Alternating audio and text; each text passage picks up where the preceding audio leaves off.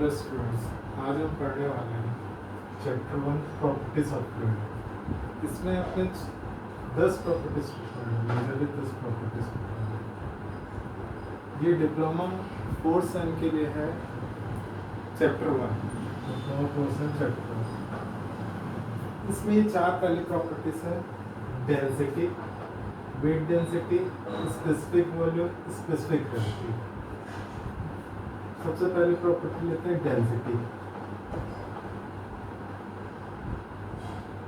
Density का definition क्या होता है?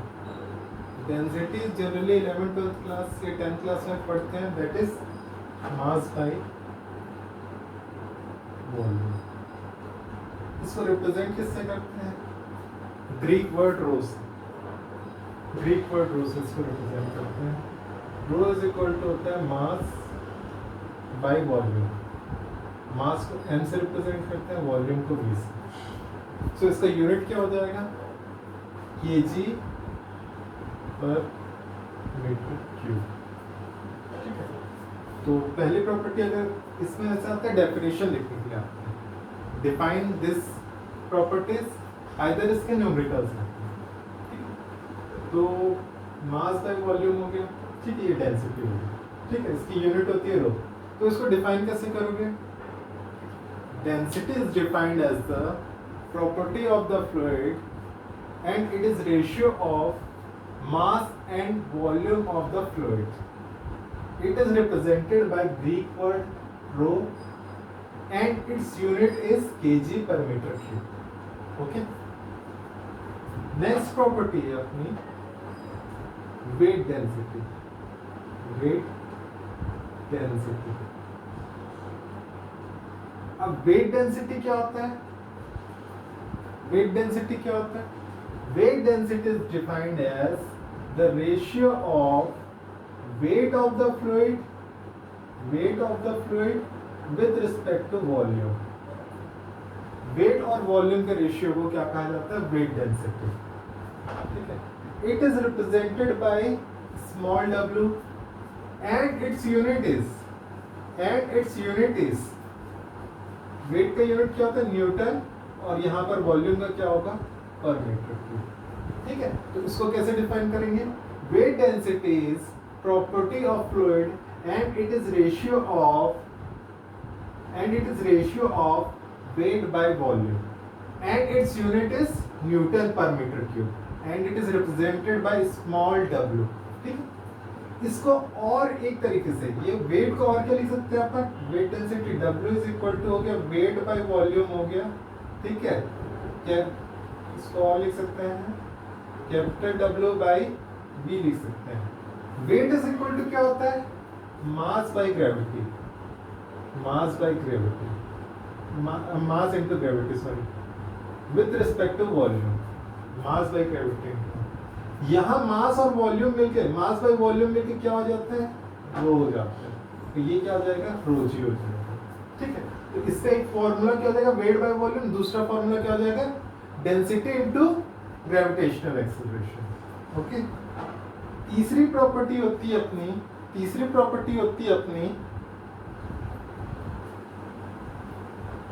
Specific volume.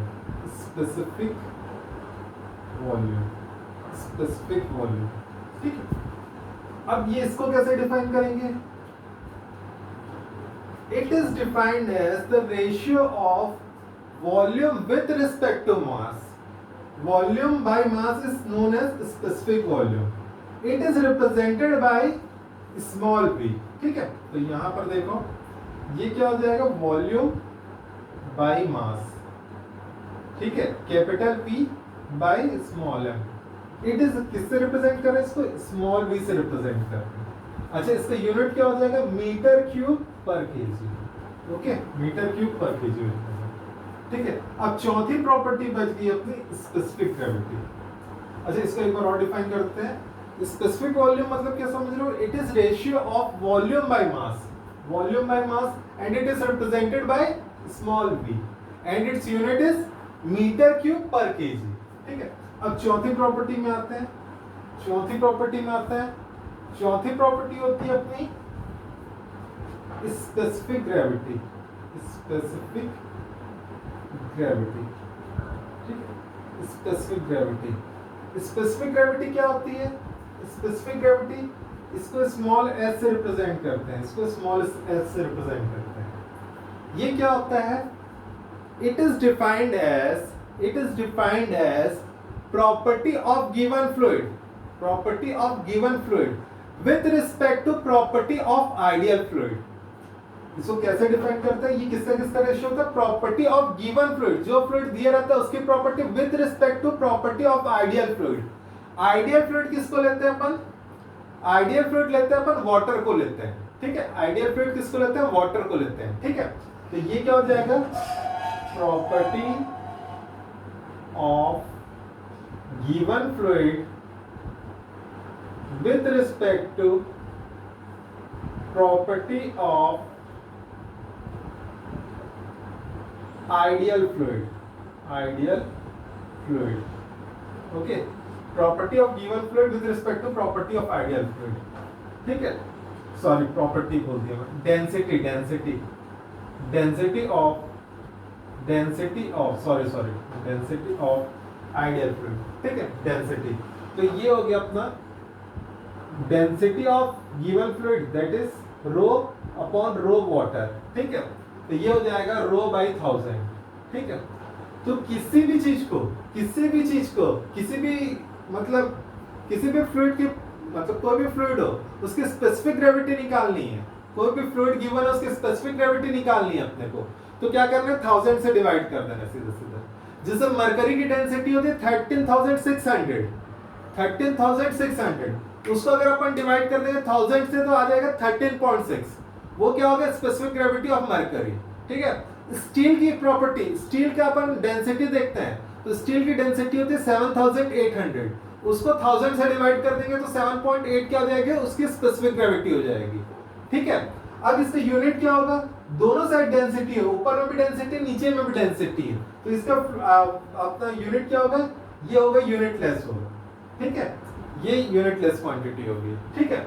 अब इसके बेसिस पे कुछ न्यूमेरिकल कर लेते हैं अपन, इसके प्रॉपर्टी के बेसिस पे कुछ न्यूमेरिकल कर लेते हैं अपन, ठीक है।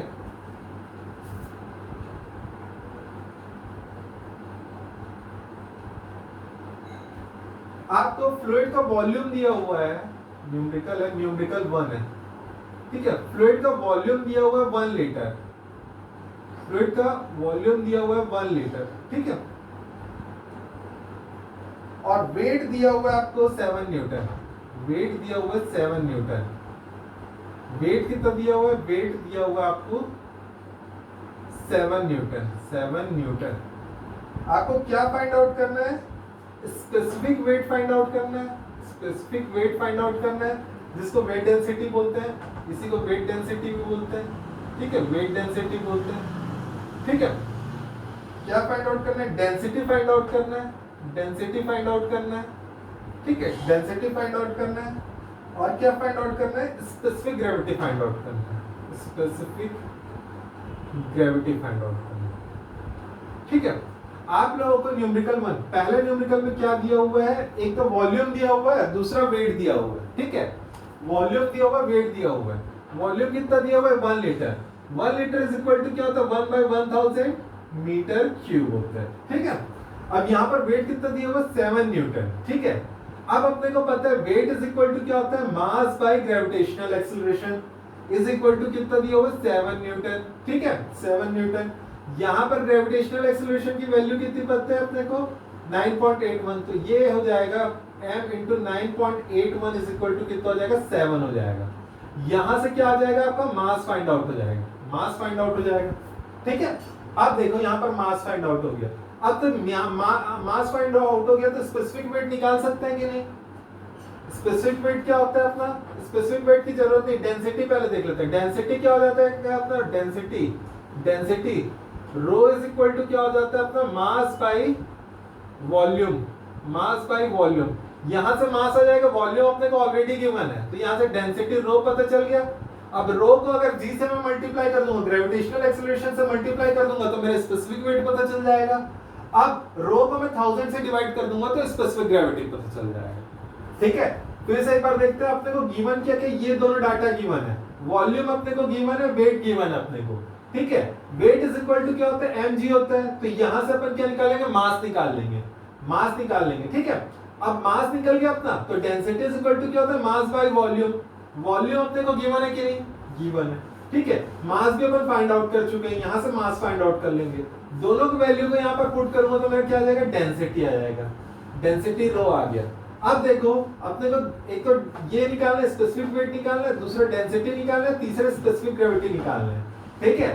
तो यहाँ पर डेंसिटी अपन फाइंड आउट हो गया, ठीक है। अब ये डेंसिटी को मैं g से, ग्रेविटेशनल एक्सेलरेशन से मल्टीप्लाई कर दूंगा तो मेरा क्या आ जाएगा, स्पेसिफिक वेट आ जाएगा। अब वही डेंसिटी को मैं 1000 से डिवाइड कर दूंगा तो क्या आ जाएगा, स्पेसिफिक ग्रेविटी आ जाएगा, ठीक है। यहाँ से डेंसिटी जो भी वैल्यू आएगी पुट कर देना, ठीक है। उसको यहाँ मतलब g से मल्टीप्लाई कर दोगे तो ये आ जाएगा, और 1000 से डिवाइड कर दोगे तो ये आ जाएगा। इस तरीके से पहला न्यूमेरिकल बनेगा, ठीक है। नेक्स्ट न्यूमेरिकल को नेक्स्ट क्लास में करेंगे।